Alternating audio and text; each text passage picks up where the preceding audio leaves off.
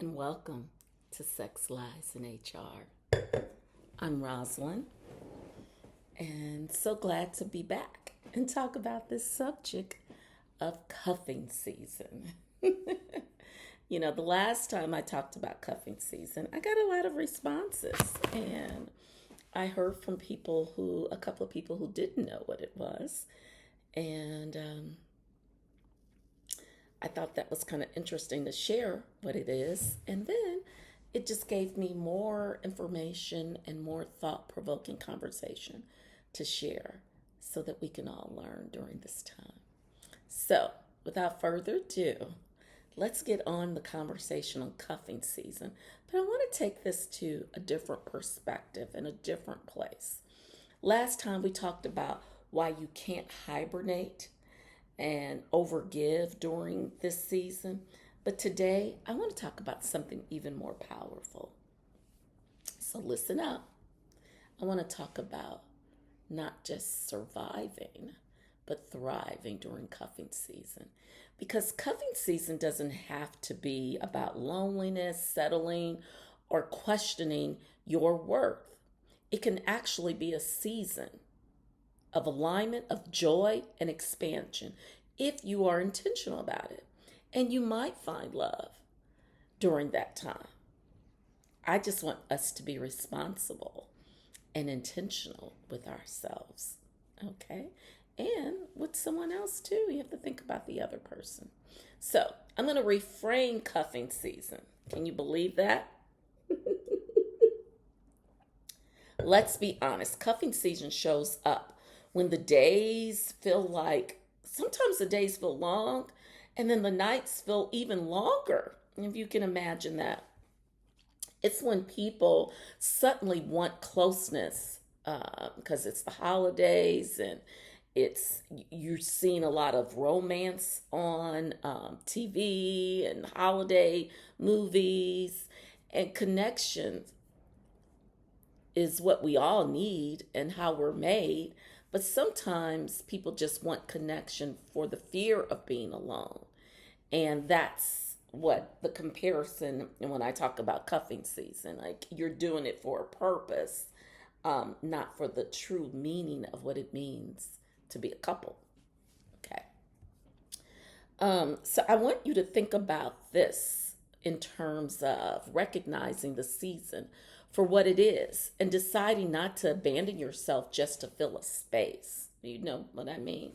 So there's some tips and a kind of a list actually that I put together, but I'm going to go over some priorities that I think will really help us, that as I've talked to a few people during this cuffing season, because by the time you're getting this video, the holidays have probably passed. Thanksgiving, Christmas, and probably New Year's is coming. It's come and gone, or maybe on its way.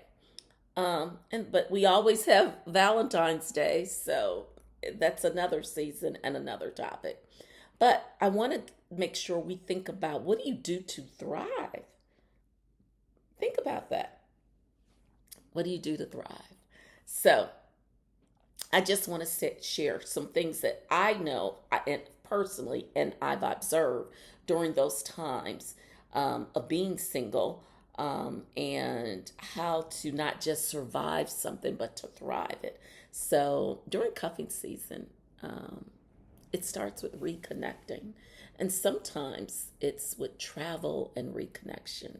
And so, how about this? Making sure some people I know travel internationally, but go visit family. Spend time with family that are maybe in another state. So that's something that I've done that I have found so rewarding and so meaningful for me. Laughing with your daughter for me, and establishing new traditions has always been a thing that's touched my heart. So if you have your parents, then sitting at the table with your parents, sitting at the table in the kitchen with, your daughter, your children, establishing traditions or reestablishing traditions, but reclaiming who you are and who your family is so powerful. Family time reminds you, I will tell you, that love already exists in your life. And that romantic love is an addition, not a substitute, not a replacement. It is an addition. And hear that.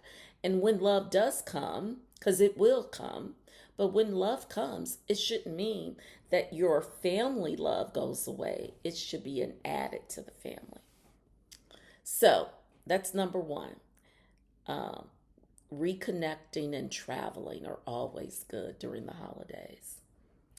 Another is volunteering. So volunteer with a purpose. Like there is something incredibly healing, I find, when you serve others, when you give of yourself in general and volunteer. But when you volunteer during this season, whether it's at a food bank or whether it's physically making donations or whether it's adopting a family, volunteering pulls us out of comparison to what we don't have to a place of compassion for other people. It shifts our mind from a lack of what you don't have and you wish you have to a place of giving to others that don't have the bare necessities, that don't have water, food, and shelter and clothing. So think about that. You know, it takes you to a place of you have an abundance to give to others. All right? Okay. Think about it. It all makes sense. So, purpose is one of the most, I will tell you, the most underrated antidotes to loneliness. When you truly know your purpose or you give for a purpose, especially during the holiday season, that is definitely an antidote to loneliness. And even focusing on what you don't have, whether it's a job or a career or relationship. So think about that. Truly, think of it. Take it seriously. Number three is those office gatherings and community parties and community events. Don't underestimate the power of just showing up. Sometimes it has been hard for me to say yes because I feel like I've done so much at work that I don't have anything to give to a holiday party or a community party or end of the year gathering. But don't say no. Say yes. Push yourself to say that yes. And I'm going to say if you're invited to 5 events from November to the end of December, go to 3. Don't say no to a lunch. Don't say no to a office holiday gathering. And don't say no to going to a community event. Like that's where you can continue to make connections. These are moments that remind you that you're seen, you're valued, and you're connected because people are inviting you to come. People are inviting you because they want to see you, they want to connect, and they want to catch up. So, thriving means allowing yourself to be really present in the moment, not hiding because you're single, divorced, or in transition, or even if you've lost someone that is a spouse that's very close, that is a very hard time. Being with family and friends and giving can do a world of good for your heart. So, I want to talk about, it's so important to stay intentionally busy, but let me be clear. Let me be clear. Just don't be busy just because you're trying to hide from being lonely or because you're trying to escape to your feelings of loneliness. Intentional is about your time, who you give your time to, what you give your time to, and what is meaningful to you, right? So choose your activities that nourish you. Protect your energy, but choose those things that nourish you and are going to give you fulfillment and fill you up. Because sometimes you can feel like a relationship will fill you up, but during cuffing season, it can be temporary. So once it's pulled out, that hole is there again. Okay?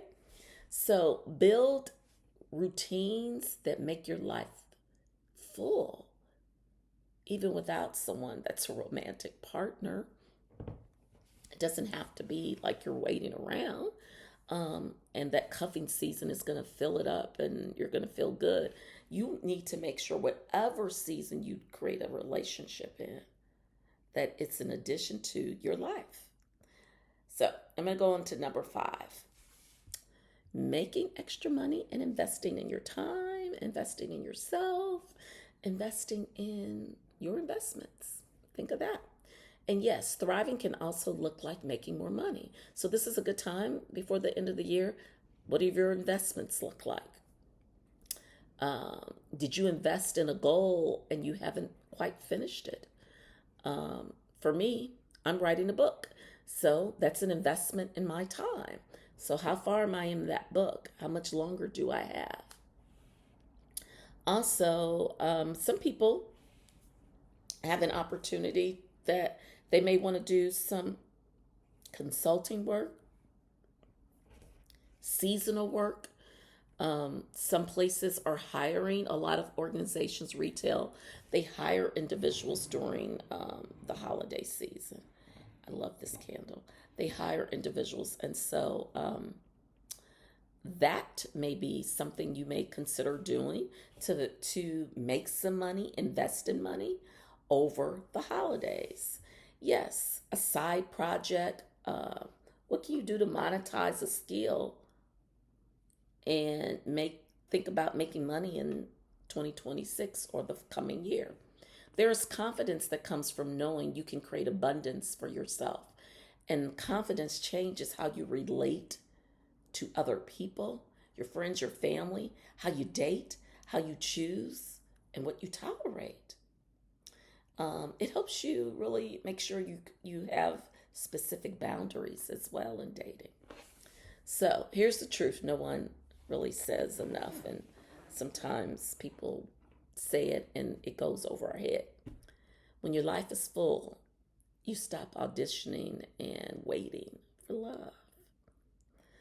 You stop overextending your time and giving to the wrong people and overgiving. Yeah. Um, and you stop shrinking, whether in your career or in a relationship, and you stop waiting to be chosen. Yeah, you don't cling, but you attract because this is the time to be at ease, right? Okay?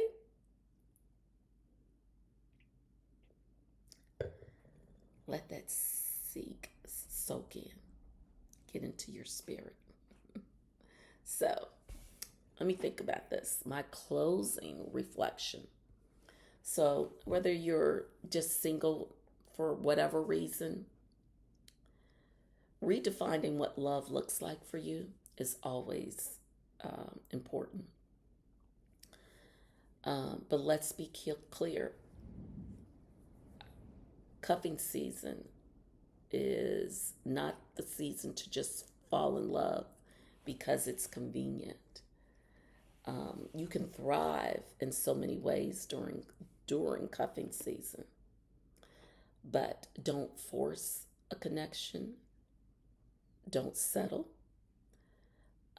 But continue to choose yourself over and over again and love on yourself during this time because you are love and you will attract love. You have love already. Okay? Don't make cuffing season, and I would say any season, be the waiting, be where you're just waiting for love and you're not doing anything else. I would say cuffing season is about becoming someone who's already living well and loved well because you love yourself and then your family loves you too and you have great friends. And who knows, you may have someone that loves you. Um, they're just waiting to share that with you.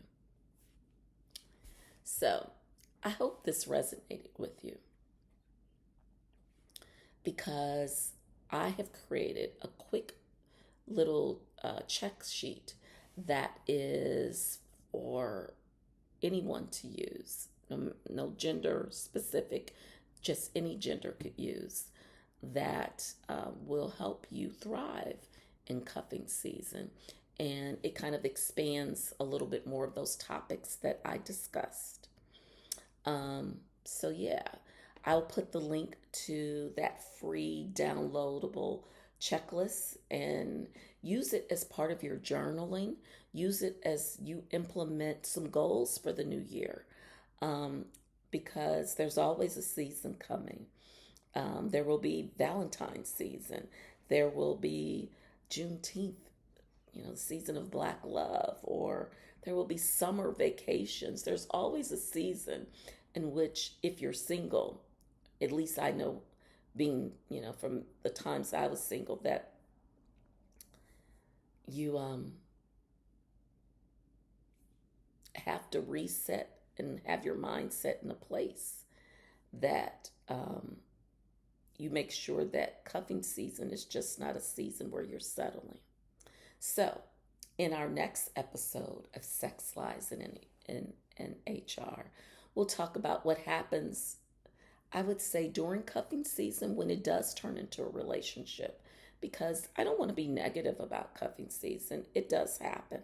But I want us to think about this. How do you know if it's real alignment versus, I would say, a seasonal attraction? Whether it's sustainable, it's seasonal versus sustainable love. Is it a seasonal love or is it a sustainable love? Now, that is something that I can align with work in HR. So when HR hires, or a company hires, seasonal workers, how do they turn into long term workers? Or are they hired only for the season? Mm, see the connection? Yeah, I'm going to always make that connection. So, I just want to thank you for joining me in this conversation. Um, Many of you, by the time you listen to this, the holidays may be over. But happy holidays to everyone and a happy new year.